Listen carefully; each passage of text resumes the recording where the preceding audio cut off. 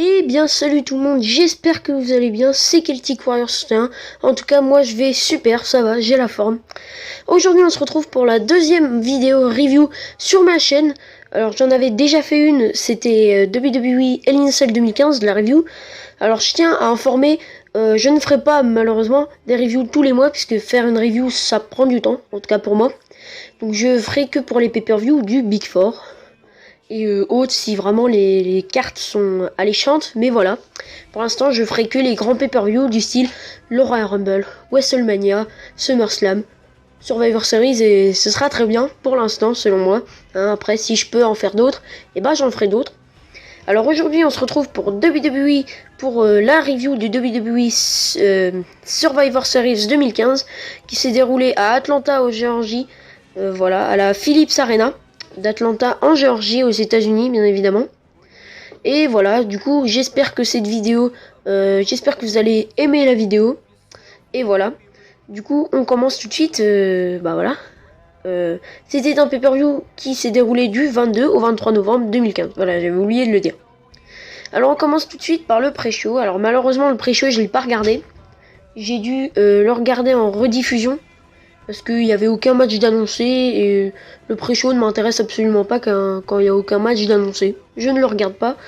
Là, il n'y avait aucun match d'annoncé et pourtant, ils en ont mis un. Voilà, un traditionnel 5-on-5 match qui opposait Goldust, Neville, Titus O'Neil et les Dudleys face à Comic Wasteland, donc Stardust et l'Ascension, face à The Miz et Bo Dallas. Donc là, on a quand même une belle grosse brochette de jobbers, à part les Dudleys. Et peut-être Goldust qui a fait son retour, voilà, face à Stardust, peut-être pour relancer la storyline, enfin la feud qui avait débuté, je me rappelle, au Royal Rumble ou à Fastlane 2015, enfin en tout cas au début de l'année. Là peut-être qu'ils vont la relancer, enfin je sais pas qu'est-ce qu'ils vont faire, mais en tout cas tout ce que j'espère et que l'on espère tous, voilà, c'est que Cody Rhodes revienne, voilà, revienne. Moi, franchement, ça me ferait vraiment plaisir que Cody Rhodes revienne. Et là, j'ai été très surpris des stats. Le match a duré quand même 18 minutes. 18,10 minutes, plus précisément. C'est quand même un bon gros timer. Donc, pour ceux qui savent pas, un timer, c'est le temps que dure un match. Un bon gros timer pour le pre-show. Donc là, on avait une belle grosse brochette de jobbers. Je vais dire, c'est pour chauffer la foule, ambiancer la salle, mais c'est aussi pour faire catcher des superstars, voilà. Donc le pre-show, à retenir dans le pre-show, le retour de Goldust et le retour aussi de Comic Wasteland, parce que faut le dire, cette équipe ne fait pas grand match, hein, elle regarde souvent avec les promos de Stardust, mais fait pas grand match. On a aussi Bo Dallas qui revient. Bo Dallas, j'ai l'impression que c'est un part-timer, le gars. Il fait des matchs très rarement, je trouve. Pour un catcheur, il fait des matchs assez rarement. Souvent, il nous saoule avec ses promos, mais voilà quoi. Donc, le match a duré 18 minutes pour un pré-show, ce qui est plutôt pas mal. Alors, on commence tout de suite le vrai pay-per-view avec en opener Roman Reigns versus Alberto Del Rio.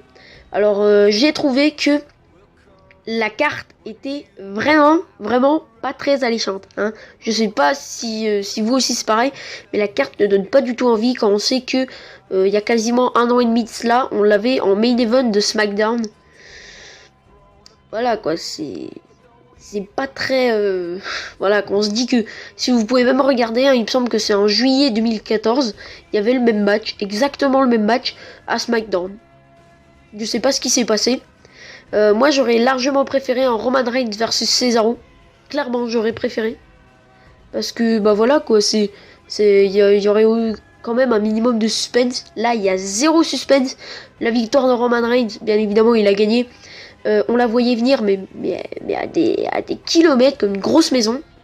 J'avais pas dit, mais l'équipe de Goldust, Neville, Titus O'Neil et les Dudleys ont gagné dans le pre-show, hein, l'équipe des Face, hein, voilà. Mais je reviens au match Roman Reigns Alberto Del Rio. On le voyait venir, mais gros comme une maison. Et je trouve que ça aurait été plus intéressant de voir un Cesaro contre Roman Reigns. Voilà, je trouve que ça aurait été mieux. Largement mieux. Donc le match a duré un peu moins d'un quart d'heure. Voilà, donc c'est plutôt pas mal pour un opener, hein. Mais petite info, l'opener a duré plus longtemps que le main event, qui était le main event, c'était Dean Ambrose contre Roman Reigns, voilà, on en vient. Donc c'est quand même 5 minutes. L'opener qui dure 5 minutes de plus que le main event, c'est assez rare, faut quand même le souligner, parce qu'en général le main event c'est le big match, voilà. Donc ensuite on passe à Dean Ambrose versus Kevin Owens. Alors ce match-là était quand même un peu mieux, il a duré un peu moins longtemps puisqu'il a duré un peu plus de 10 minutes le match. Donc on a eu un meilleur match, je trouve, une meilleure alchimie entre les deux. Puisque tout simplement les deux sont pas mal expérimentés et ils se sont souvent rencontrés sur le circuit indépendant. Donc ça a pu nous donner un bon petit match. Même s'il a duré moins longtemps, moi je trouve que le match était un peu plus technique et quand même meilleur que le match Roman Reigns Alberto Del Rio. Comme quoi il faut pas une demi-heure pour faire un bon match. En 10 minutes on a un bon petit match. Mais voilà, mais je trouve que le match Ambrose versus Owens et Reigns Alberto Del Rio, limite on nous aurait donné ça à Monday Night Raw, pardon. Ça m'aurait pas choqué parce que clairement ça vaut pas l'envergure d'un grand pay-per-view du Big Four comme Survivor Series. Enfin, faut fêter les 25 ans de l'Undertaker et là la carte était pas du tout alléchante et voilà. Donc ensuite on passe avec un deuxième 5-on-5 match traditionnel des Survivor Series. Donc là j'ai été assez content puisque je croyais que le seul et unique match 5-on-5 était au pre-show. Non, ils nous ont donné un deuxième, sinon ça allait sûrement râler. Alors ça a été Ryback, les Lucha Dragons et les Usos face au New Day, Sheamus et Barrett. Donc quand même là, on a plus des jobbers, là on est des mid-carders. Ouais, des bons petits mid-carders. À part peut-être Sheamus qui est un mid-carder de haut niveau étant donné qu'il est Mr. Money in the Bank, mais ça on en reviendra plus tard dans la soirée. Alors le match a duré 17 minutes 33, moins que le match de pre-show. Il va falloir gérer un peu le timer parce que ok, un match Survivor Series ça dure quand même assez longtemps, mais le match de pre-show qui est censé être le match le moins important du pay-per-view est aussi celui qui dure le plus longtemps. Là j'ai vraiment pas compris. Voilà, donc le match le moins important du pay-per-view dure le plus longtemps. Je ne sais pas, peut-être qu'il y a eu une erreur ou un truc comme ça. Moi je trouve pas ça du tout logique. Du tout. Là, on a eu des mid-carders. Alors malheureusement, je n'ai pas l'ordre des éliminations, je l'ai pas dans la tête. Là, j'ai pas une mémoire de ouf. Mais je peux vous dire que Ryback, les Lucha Dragons et les Usos ont gagné. Donc il restait Ryback, Kalisto et... Attends... je crois que il restait Jey Uso, il me semble. Jimmy avait été éliminé. Face à Sheamus. Barrett, je me souviens, King Barrett a été éliminé en premier. Et puis dès que Biggie Langston a été éliminé, tout le New Day s'est barré. Là j'ai pas compris. À mon avis c'est pour garder la crédibilité des New Day. Parce que s'ils sont tous éliminés, bah, ils ont plus vraiment de crédibilité. Étant donné que c'est les Tag Team Champions. Et du coup on a eu Sheamus qui était tout seul face à Ryback, Kalisto et Jey Uso. Donc bien évidemment vous pensez que Sheamus n'a pas pu résister. Il a quand même essayé de résister mais au final il s'est fait battre grâce à une sorte de combo. Je crois que c'était un super kick, un Hurricane Rana, je sais plus. En tout cas c'était un super kick et un shell shock. Donc un bon petit enchaînement face à Sheamus. Il a pas pu résister. Le match a duré 17 minutes. Je crois que je l'avais déjà dit mais c'est pas grave. Donc ensuite on a Charlotte versus Paige. Alors je vais vous le dire honnêtement, je n'ai pas du tout regardé ce match. J'étais sur mon téléphone mais je n'ai pas regardé le match puisqu'il m'intéressait pas. Alors Charlotte a gagné, mais je trouve que le règne de championne des divas de Charlotte est assez ennuyeux, je sais pas vous. Mais voilà, je trouve qu'on est en manque de challenges et qu'il faudrait un peu mettre en avant, un peu plus mettre en avant Sasha Banks et Becky Lynch. Parce que là, franchement, on est face à un gros dilemme puisque la team PCB a été trop mise en avant par rapport à la team Bad. Et voilà. Et donc du coup je trouve que Becky Lynch a été mise trop en arrière on va dire par rapport à Paige et Charlotte. Et on peut imaginer que la prochaine challenger sera Sasha Banks. Mais franchement honnêtement Sasha Banks elle n'a pas eu on va dire comment dire, elle n'a pas été assez mise en avant pour prétendre le titre des divas. Il faudrait vraiment une mise en avant parce que faut le dire, Charlotte a été plus mise en avant. Et selon moi, je vais pas, c'est selon moi, pas selon les autres. Je pense que Charlotte a été mise en avant plus parce que c'est la fille de Ric Flair plutôt que pour son talent, même si elle est très talentueuse, faut l'avouer, elle est très talentueuse. Mais voilà, si elle aurait pas été la fille de Ric Flair, je serais légèrement tenté que Becky Lynch, je serais légèrement tenté à dire que Becky Lynch et Charlotte seraient au même niveau. Et Sasha Banks, pareil, voilà. Du coup, je trouve que Charlotte s'est fait un peu pistonner sur le coup, mais on peut pas vraiment lui en vouloir, voilà, c'est pas de sa faute. Voilà. Alors j'espère que Sasha Banks peut la prochaine challengeuse. Alors c'est Charlotte qui l'a emporté. Voilà. Le match a duré quand même 14 minutes. C'est plutôt pas mal. Étant donné qu'il a duré plus longtemps que le match entre Roman Reigns et Alberto Del Rio. Voilà. Il a duré 14 secondes de plus. Et quasiment autant que le match Roman Reigns Alberto Del Rio. Donc là pour le match des Divas, on a vraiment un bon timer et c'est ça qui nous manquait parce qu'avant les matchs de Divas, c'était entre guillemets la pause pipi. Voilà, on faisait par exemple avant moi j'allais sur mon téléphone souvent quand il y avait un match des Divas.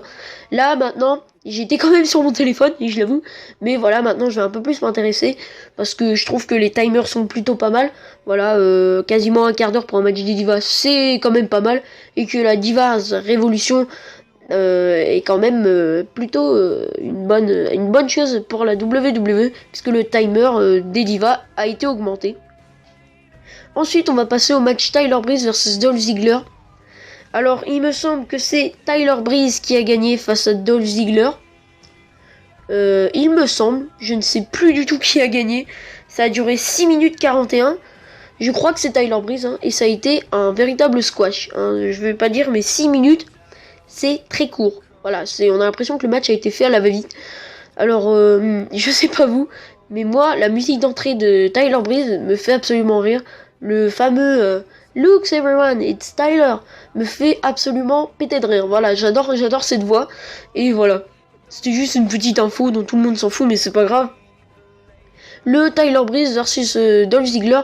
Alors, j'ai trouvé que le match était plutôt pas mal, même si on aurait pu avoir mieux. Un meilleur timer aurait été mieux, parce que là c'est limite 5 minutes, c'est quasiment impossible de faire un très bon match là-dedans, avec 5 minutes de timer quasiment. Alors je trouve que les deux se ressemblent assez, voilà, ils ont quasiment la même gimmick, c'est-à-dire le gimmick de narcissique, voilà. De narcissique, voilà. Avec Tyler Breeze, il porte quasiment les mêmes vêtements, voilà, ils aiment tout ce qui est flashy et tout. Ils ont la même couleur de cheveux, enfin bref, ils sont à peu près pareils, Dolph Ziggler et Tyler Breeze. Et je trouve que, bah voilà, on peut encore creuser là-dessus. Il faut pas que la rivalité s'arrête maintenant. On peut creuser là-dessus avec peut-être un TLC match à venir. On ne sait pas. Et voilà, donc j'espère que la rivalité va continuer tout en douceur. Parce que, faut se le dire, j'ai regardé l'Euro, hein. Le Monday Night Raw d'après, et là je tourne cette vidéo le mercredi après, je sais pas quand elle sortira puisque le montage ça dure assez longtemps, mais Tyler Breeze n'a pas la même série d'invincibilité que les autres, hein. Par exemple, si on compare Tyler Breeze, les débuts de Tyler Breeze face au début de Rusev, faut se le dire, Rusev a débuté à Raw, Tyler Breeze a débuté à... Rusev a débuté le lendemain de WrestleMania 30, Tyler Breeze a débuté à SmackDown, donc voilà. Débuter à SmackDown, ça présage rien de bon. Bo Dallas a aussi débuté à SmackDown. Quand on regarde ce qui est devenu Bo Dallas, ça fait un peu peur. Donc voilà, j'espère que Tyler Breeze percera à la WWE. Pas forcément qu'il main event, mais qu'il fasse des bons petits matchs comme on les aime. Parce que Tyler Breeze a tout à fait le niveau pour aller loin à la WWE. Pourquoi pas gagner le titre mondial, on sait pas. Donc ensuite, nous avons le Brothers of Destruction versus Wyatt Family. Alors j'ai surkiffé l'entrée d'Undertaker, je sais pas vous. Alors, y a un truc qui m'a assez choqué dans le match, c'est que tout le monde, même la WWE, avait annoncé que ça allait être Braun Strowman qui allait être avec Bray Wyatt, et la surprise, c'est Luke Harper. J'ai rien compris, mais si, en réfléchissant un peu, en prenant un peu de recul, je me suis dit que c'était peut-être pas une mauvaise idée. Tout simplement parce que Luke Harper est, selon moi, le membre de la Wyatt Family derrière Bray Wyatt, on va dire le plus...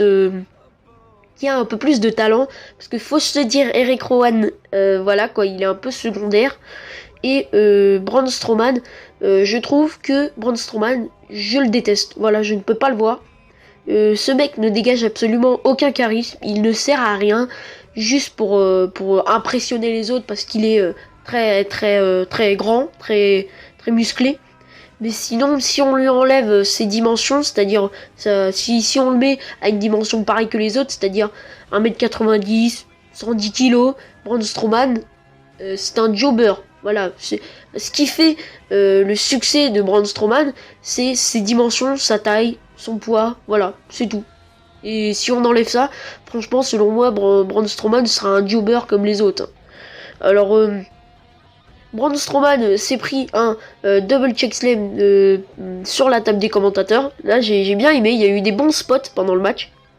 Bray Wyatt et Luke Harper, je trouve que ça a été un choix plutôt judicieux. On peut imaginer un changement de dernière minute, mais Luke Harper sait très bien allier technicité à brutalité. Brutalité avec ses powerbombs, ses clotheslines, ses Bigfoot, et technique avec ses sauts par-dessus la troisième... Non, enfin bref, en gros, Luke Harper peut très bien nous faire des trucs de high flyer, malgré sa taille. Je crois que Luke Harper fait 2 mètres, à peu près. Donc voilà, j'ai trouvé le match plutôt pas mal. Voilà, c'était vraiment un match quand même assez court, je trouve, 10 minutes pour quasiment un main event. Le deuxième main event, je trouve, c'est assez court, on va dire. Faut se l'avouer, c'est assez court quand même.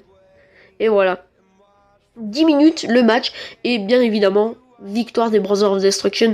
On le voyait venir là aussi. De toute façon, le pay-per-view était en lui-même très prévisible. Hein, voilà, suffisait pas d'avoir un talent de ouf pour prévoir le pay-per-view. Voilà, parce que de toute façon, si la Wyatt Family aurait gagné le match, j'aurais crié au foutage de gueule pour Undertaker, puisque c'est quand même ses 25 ans, voilà, faut pas qu'il perde, voilà. Une bonne petite victoire pour les 25 ans de l'Undertaker, et la réunification des Brothers of Destruction, c'est bien évidemment temporaire, voilà, ils resteront pas ensemble jusqu'à l'année prochaine, puisque à mon avis c'était juste une réunification, histoire d'un mois environ, et voilà. Donc victoire des Brothers of Destruction sur Bray Wyatt et Luke Harper. Ensuite, nous avons le main event, Roman Reigns vs Dean Ambrose. Alors j'ai trouvé le match, là aussi le timer, 9 minutes 2. Et voilà, c'est pas très logique étant donné que le Roman Reigns Alberto Del Rio a duré 5 minutes de plus. Je l'avais déjà dit au début de vidéo. Voilà, 5 minutes de plus, franchement. L'opener qui dure plus longtemps que le main event, c'est quand même assez bizarre étant donné que le main event est censé être le match le plus important. Voilà. Roman Reigns versus Dean Ambrose. Bien évidemment, c'est Roman Reigns qui a gagné. Franchement, je m'y attendais, mais un truc de fou. Voilà, on voyait venir. Roman Reigns a gagné le titre. Donc ça a été vraiment un bon match. On voit que les deux catcheurs se sont donnés à fond. Et voilà. J'espérais vraiment une petite intervention parce que voilà, sinon le pay-per-view allait vraiment être fade. J'imaginais une intervention de quelqu'un comme je ne sais pas, peut-être Undertaker, je sais pas, pour fêter ses 25 ans, il fait un tombstone sur les deux, histoire de, voilà.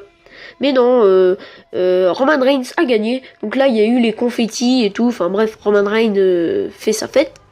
Et là, Triple H arrive et tend la main à Roman Reigns. Et là, j'ai regardé ma pendule. Et là, j'ai vu qu'il restait encore un quart d'heure de pay-per-view. Je me suis dit, il y a une embrouille là-dedans. Je me suis dit, alors à ce moment-là, je me suis précisément dit, Dean Ambrose va faire un heel turn. C'est-à-dire, Dean Ambrose va arriver, il va être mécontent d'avoir perdu, il va attaquer Roman Reigns. Et non, Dean Ambrose, une fois qu'il a perdu, il s'en va tranquillement. Et là, Triple H tend la main à Roman Reigns. Et là, Roman Reigns, je n'ai absolument pas compris ce geste. Qu'est-ce que les bookers ont foutu là-dessus? J'ai absolument pas compris. Roman Reigns fait un spear à Triple H. J'ai trouvé ce geste, mais franchement, trop radical, on va dire. Ok, Roman Reigns n'aime pas Triple H, ça tout le monde le sait. Mais je sais pas, il n'aurait pas plutôt donné même un coup de poing à la rigueur, mais là un spear c'est beaucoup trop. Enfin je veux dire, Triple H t'as rien fait, il t'a même pas donné de coup de poing. Pourquoi tu lui fais un spear? J'ai absolument pas compris. Et à ce moment-là, j'ai précisément cru que Roman Reigns allait lui-même faire un heel turn et que Triple H allait devenir le face, parce qu'il faut le dire, il a agi comme un heel. Voilà, si Triple H aurait été entre guillemets moins heel, si Triple H aurait été twinner, là Roman Reigns serait devenu heel. Donc voilà, faut se méfier quand même du booking, parce que là Roman Reigns a clairement agi comme un heel.